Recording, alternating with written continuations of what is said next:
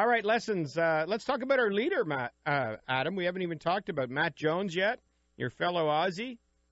And what can we learn from his action? We're going to see a lot of him today on the front nine. If he fades a bit, we won't see him at all. That's the way television coverage works. But he's got a 2-shot lead in the PGA Championship through 2 rounds. What does he do right?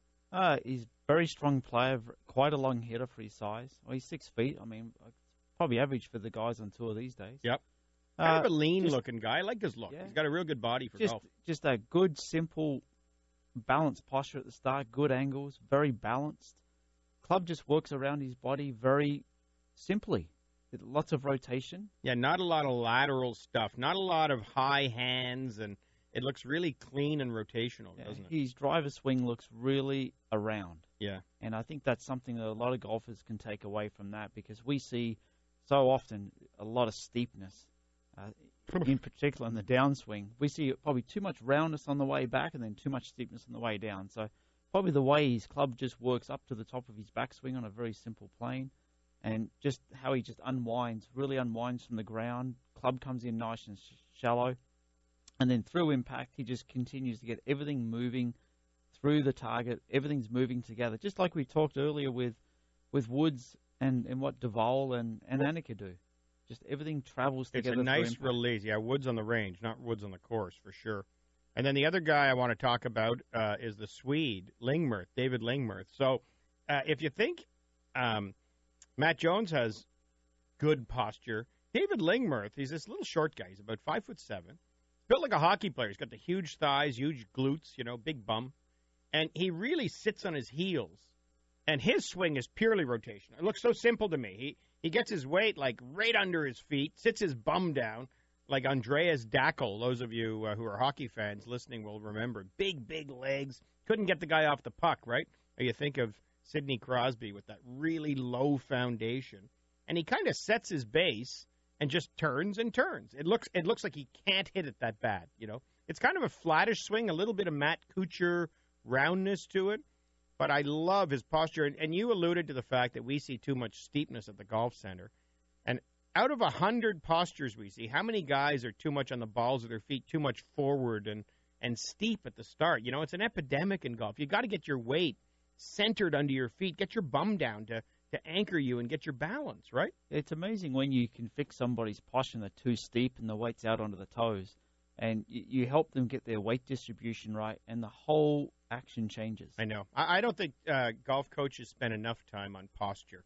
If you can get someone standing over the ball the right way, set their spine tilt, the right shoulder, the back shoulder a little lower than the front shoulder, get them really balanced in the middle of their feet, and then just make sure their takeaway's decent, you can radically change a golfer just by changing posture. It sets you up for success, right? If you start in a position that's athletic and properly balanced. I mean, that's what Lingmerth obviously does so well. If he's set up in a position like that way, it's pretty hard to make a funky swing that hits the ball way offline. So no matter what he does, to a certain extent, you're going to hit the ball okay. Like for an example, yeah, you're exactly right, Jake, and stability, right? But like we just saw Keegan Bradley hit a shot here on our high-def screen here in the studio, which is fantastic to be watching while we're on air. But Keegan Bradley's more one of these guys that's tilting and shifting, and when he's on, he's on. You think about Vijay Singh, the high hands, the knees flying towards the target. There's a lot more angles happening with these guys who have the long swings and the leg drive, right? And then you look at a Lingmerth, and it's just like zoop, zoop. I used to love Ian Woosnam's action. He was the ultimate guy, and a little short guy, too, for that Lingmerth type of swing. Just turn the chest back. And great posture. It looks like you could take a run at him and try to knock him over, and you wouldn't knock him over, right? Well, love it. It's very similar to Zach Johnson, too, in a lot of ways. I mean, Lingmerth's swing looks so much like Zach Johnson. Say what you want about Zach Johnson's game. If anything he does well is he hits it straight, and he never hits it offline that much, and he hits the irons close. I mean, that's his game.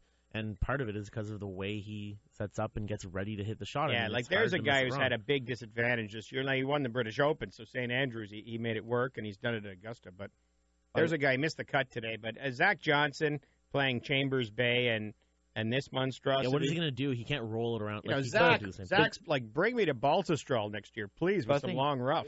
The thing with Zach Johnson that helped him in the PGA was 3 of the 4 holes were wedges, and that's his strength. Yes. And the best shot hit in the playoff was Oosthuizen on 17. Yeah. No, not in the PGA, in the British Open. Yeah. Yeah.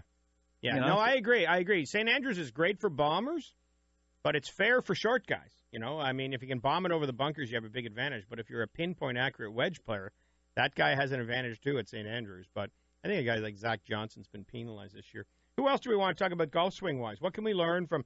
You know, I talked about Jordan Spieth, and I want to talk a little bit about his balance too and his rhythm. And you know, we've talked about this topic a little bit today, everyone. But if you can get your bum down, get your legs flexed, get the weight in the middle of your feet, feel like if someone pushes you in the chest or in the back, either way, they won't knock you over.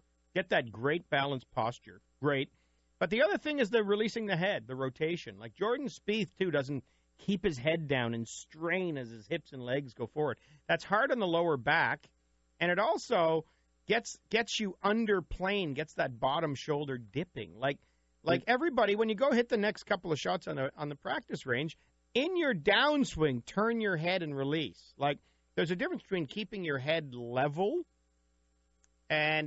but we've all taken it so far about keeping the head down, and we keep the head down. It stops the body from rotating. And it's funny we're talking about that because I've had a number of people over the last couple of weeks. It's something we've been working on is getting people to move through the ball. It's like get to impact, everything stops, heads down. I know, and then the wrist flip and the hands start flipping because the body's not moving anymore. And the lead arm separates from the chest. So the club exit's very high. Yeah. And you need a lot of hand action through the ball to try and square the face to your path. And the ball either goes for a right-hander, high right or low left. And you know what's neat with that a bit, Adam? If you force people to weaken their grip, their top-hand grip a bit, because when the grip's strong, you keep the head down, you flip the hands, you square it up. When you got a weaker grip and the guy keeps the head down, he blocks everything. So it forces him to turn through. So sometimes with my better players, especially a junior, I'll say, hit 10 balls with a weak grip and get the grip really weak, like only one knuckle showing, and say, look, you have to rotate through, commit the body motion, or you're going to hit this thing dead way out to the right for a right-handed player. So, you know, you've got to, and if you watch Jordan Spieth's club exit, when it swings back in his backswing, it cuts right through his right shoulder. If you're looking at him from down the line, from behind him, that golf shaft cuts right through his right shoulder, and on the way through, he releases, and the club cuts right through his left shoulder. It's like Annika Sorenstam. That club is on perfect path all the time, right? Yeah, and the other, I know Dustin Johnson is a super talent, but I would pick Jordan Spieth's action under pressure 1,000,000 times in a row over Dustin Johnson's. He's got the bowed wrist, the closed face, the leg drive. He's hanging on. He's a super talent. He's an unbelievable athlete, but there's a lot of bad positions in that golf swing. Well, one of the things I talk to golfers who tend to really keep their head down and try to stay behind the ball for so much is think of throwing a ball or skipping a rock sidearm motion. When you go to do that, everything moves together. Your eyes released with your body, your head rotates with your body, and that really frees up and promotes a lot of speed through impact. Yeah, we should actually talk about the eyes, right? Like, I don't want people to see impact. You don't Guys, see like, impact. keep your head down. You shouldn't keep your head down. You should be, you're looking at the ball because you're about to hit it, but as you're coming into the ball, you should be rotating through it, right, and not want to see it or try to see it. There's another good point there, too. Even if you are looking right at it, I guarantee you do not see the ball coming off the face. With how fast it's moving, you might think you might, but you don't, so there's no point in trying. If you want to keep your eye on the ball, you've got to let your eyes release. Yeah. When you said that, you know, when you're skipping a stone, like, your head turns. Think about that, everybody. Your hips kind of open up. Think about that little kind of sidearm little toss. You step, and then your hips turn, and then your head rotates, and then your arm comes through. You're not looking down where your arm's going to let go of the rock. You know, that prevents rotation and speed, right? So let's get out there this afternoon, everyone, and hit some shots. Get your bums down. Get your weight in the middle of your feet. And then as you move through it, let your head go a little bit.